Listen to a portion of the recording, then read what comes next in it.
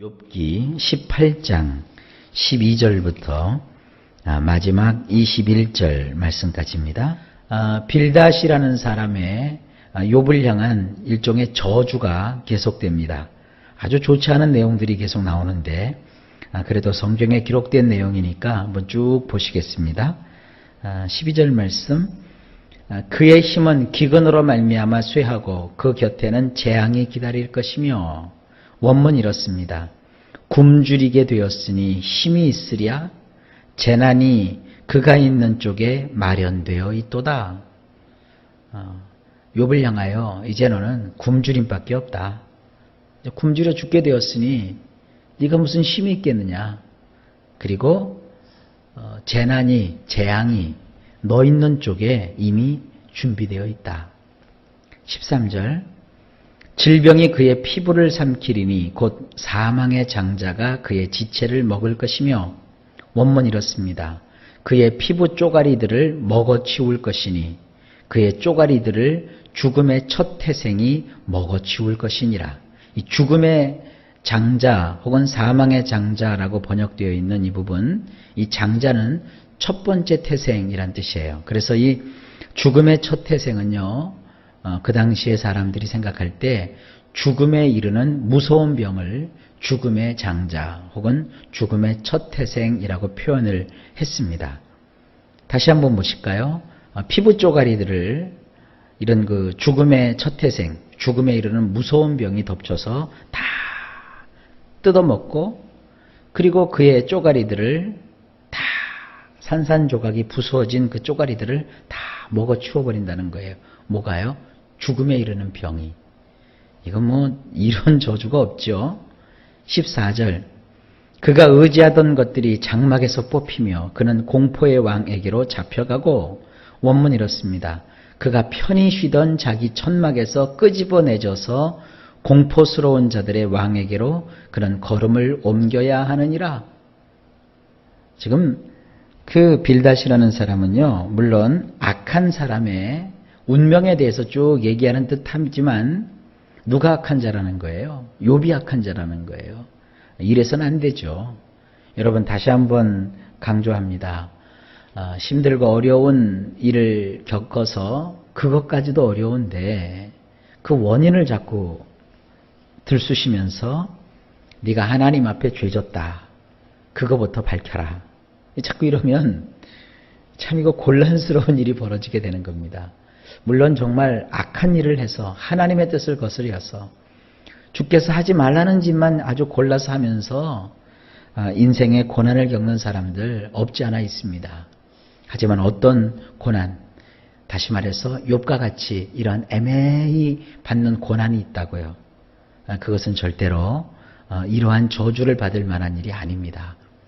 그 시련과 고난은 뭡니까? 통과해야 될 과정이에요. 그걸 잘 하나님을 바라보면서 하나님을 희망하면서 그거를 견디고 이기고 또 거기서 버텨야 되는 거예요.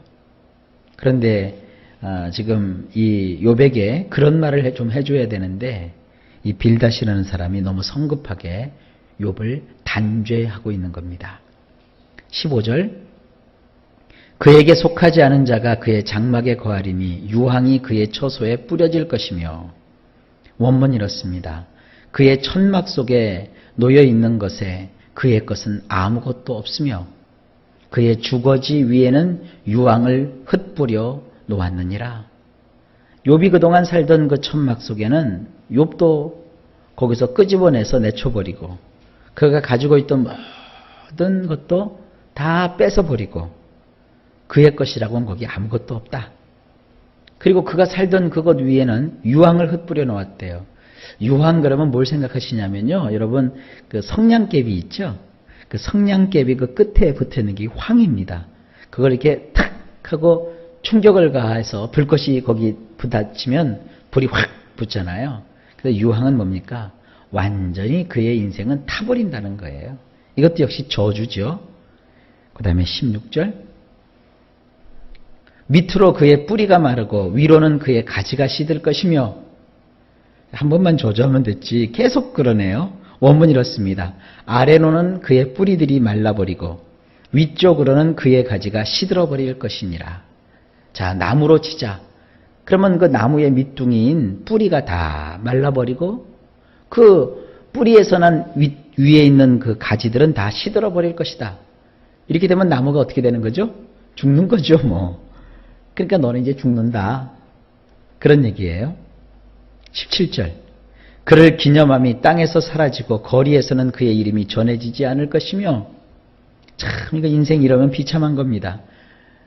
여러분, 호랑이는 죽으면 가죽을 남기고 사람은 죽으면 이름을 남긴다고 했는데 그것조차 없겠다는 거예요. 원문을 보면 이렇습니다.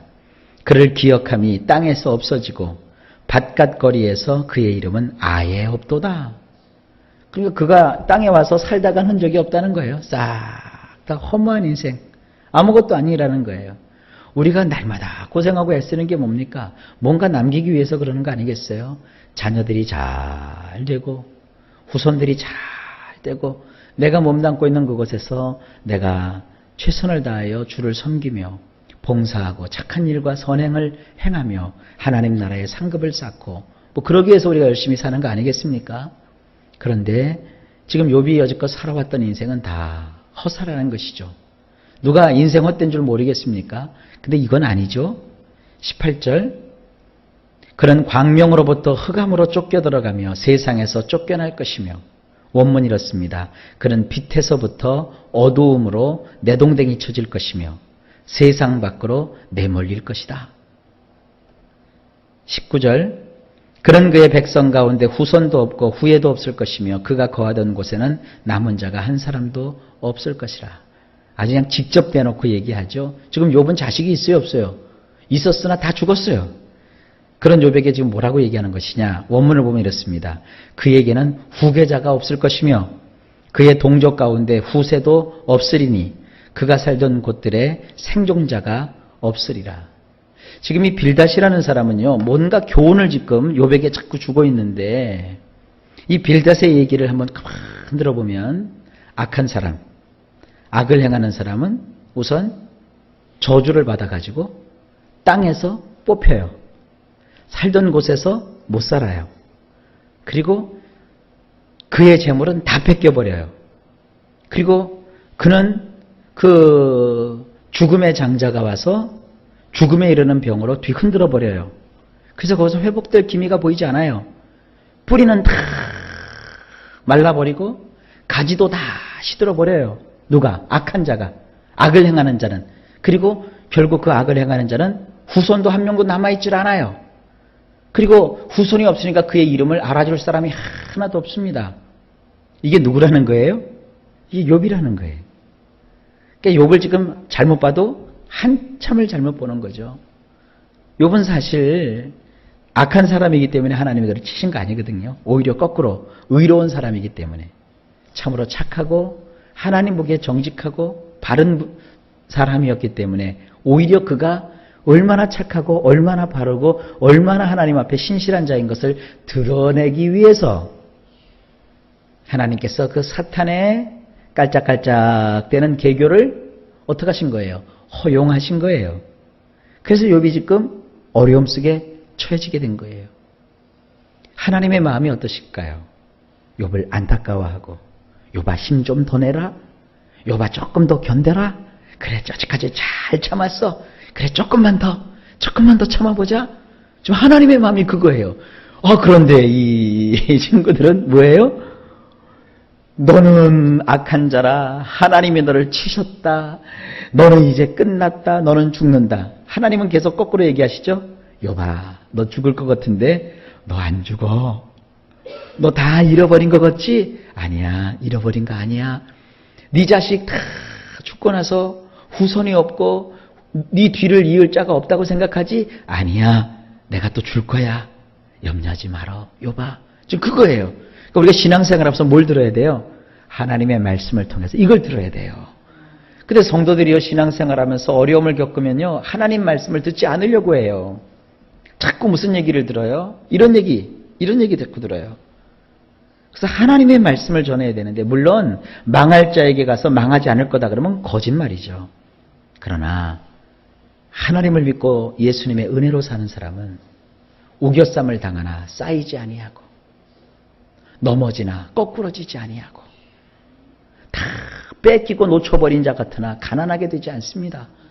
결국은 하나님이 다 채워주십니다. 이 뒤에 있는 하나님의 그 마음을 우리가 헤아릴 줄 아셔야 합니다. 20절입니다. 그의 운명이 서쪽에서 오는 자와 동쪽에서 오는 자가 깜짝 놀라리라. 원문 이렇습니다. 그의 날에 대하여 뒤에서 따르던 자들은 어이없어 할 것이고 앞에서 가던 자들은 움켜쥐고서 전율할 것이니라. 이것도 뭐 막말이죠. 막말. 욥이 살아가는 하루하루의 날들이죠. 욥보다 먼저 갔던 선배들이 욥을 보면서 참 어이가 없다. 야, 어떻게 너 얼마나 잘못했길래 그러냐? 그리고 뒤에서 따르던 자뿐만 아니라 또 앞에서 가던 자뿐만 아니라 뒤에서 따르던 자들이 역시 또 세상에 어떻게 저런 일이 다 벌어지느냐? 그리고 또 어떤 사람들은 막 이를 악물고 치를 떨면서 흔들면서 아유 좀 저 사람 저런 줄 몰랐는데 세상에 이러고 막 이런다는 거예요. 그게 얼마나 기가 막힌 일입니까?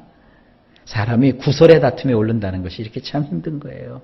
절대 세상 사람들은 그럴지라도 우리 예수 믿는 분들은요, 어떤 특정한 사람을 구설의 다툼에 올려서 이리 쉽고 저리 쉽고 할 필요가 없어요.